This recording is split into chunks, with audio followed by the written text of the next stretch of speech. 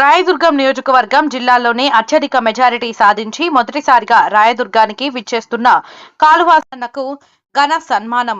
నియోజకవర్గంలోని తీర్థప్రసాద్ లో భారీ ఎత్తున తరలివచ్చి ఎమ్మెల్యే కాలువకు ఘనంగా స్వాగతం పలికారు.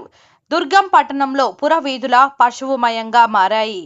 స్థానిక Lakshmi Bazar, R and B guest house నుండి శాంతినగర్లోని ఎన్టీఆర్ విగ్రహం వరకు కార్యకర్తలతో భారీ ర్యాలీ నిర్వహించారు. అనంతరం ఎన్టీఆర్ విగ్రహానికి పూలమాలలు వేసి నివాళులర్పించారు. పట్టణంలో గెస్ట్ హౌస్, పాత బస్టాండ్, వినాయక సర్కిల్, ఎన్టీఆర్ విగ్రహం వద్ద భారీ ఎత్తున గజమాలతో ఘనంగా స్వాగతం పలికారు. అడుగడుగున ఎమ్మెల్యే కాల్వ శ్రీనన్నకు పూలమాలలు వేసి సన్మానించారు. పెద్దల వరకు ఆయనకు స్వాగతం పలికారు.